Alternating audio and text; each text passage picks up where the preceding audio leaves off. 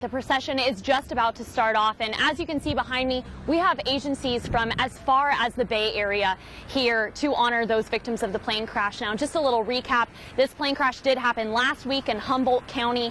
The Calor Life Flight plane was taking off from Crescent City to Oakland, and unfortunately, it did not make it. As soon as I got out of the car, I actually almost tripped over this, but this little piece of trash doesn't even cover what the neighbors are dealing with. That's right, a very emotional day here at the Del Norte County Airport. This is where the plane originally took off with 4 people on board. There was a pilot, a patient, and 2 medical personnel. We will hear from one of those victims and why she says she's relieved it's over. With your connection live in Medford, Ariana Rakhshani, News 10. Many different stories today, as you mentioned. Now, these 3 people that were on board that flight are very different, but they do have a lot of similar qualities. Fortunately, this year, as Milt has mentioned, we are experiencing some great temperatures. The sun is out, got a nice breeze going. They're actually giving us a little bit of a sneak preview before the 1 o'clock races. So what we're going to be looking at here are multiple piglets. They're going to be about 30 pounds. It's part of their daily routine, but so is this. Careful, buddy. You're going to get your foot cut. Is there glass over there? Yeah, there's some broken glass all through here, in fact. Peter Grant moved to East Barnett Road 23 years ago. He says this has always been a problem, but it's getting worse. Boy, almost every day there's stuff that's dumped here. It's not just trash. I've witnessed drug deals. Robin Miller says she's seen suspicious activity while on her walks. We stop and tell them that it's time for them to leave, and if not, we'll call the police. That seems to work, but They keep coming back. It's definitely not getting better. and they leave an even bigger mess to clean up. It's awful. I mean, we would like to run in the beauty of this hill without garbage on either side of the road. Some neighbors, like Peter, pick up the trash. Unfortunately, you can't keep up with it when it's a daily thing. And when there's broken bottles and there's glass strewn everywhere, it's really hard to keep up with. So does the neighborhood kind of feel like you guys are all on your own fighting this battle? That's the general consensus, I think. Oh, buddy.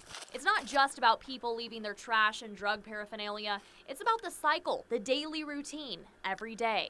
You know, we clean it up and then it isn't very long until you see another mattress. It's terrible. It's horrible. With your connection near Medford, Ariana Rakhshani, News 10.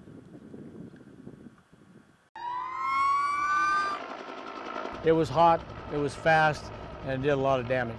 The Redwood Highway fire sparked and spread in minutes. Rick Dees says he saw the whole thing. It was about 100 yards, about 150 yards from us, so we weren't sure which direction it was going, and where it was going there was going to be dry grass.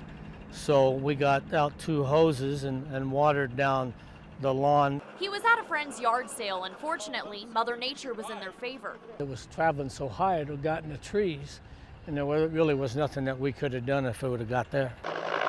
As fire crews tried to drown the fire, Chelsea French tried to keep everyone hydrated. There you go. There you go. How could you not? You know what I mean?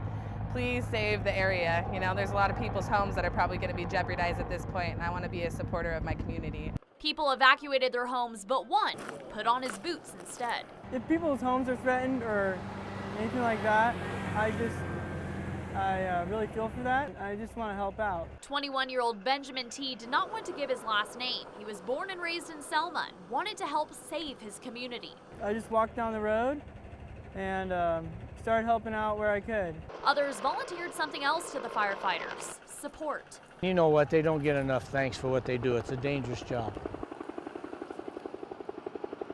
The Pokemon Go game is taking over the nation. People everywhere are participating in this virtual reality.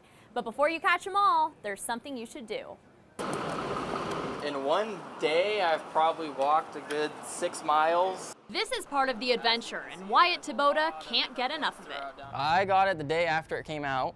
With so much time invested in a different reality, But here's one, we found one. the Pokemon characters led him toward a different prize. Every mile you walk, you can donate. For Pokemon Go players, all it takes to help Sunny is the Walk for a Dog app. The more walkers we have, the more donations we get.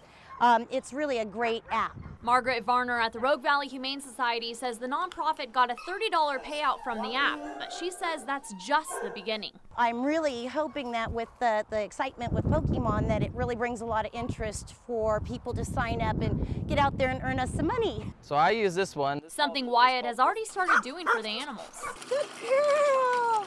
I just think it's a really good opportunity while everyone's out to make a difference and actually have people, like, you know, maybe try and give back a little bit.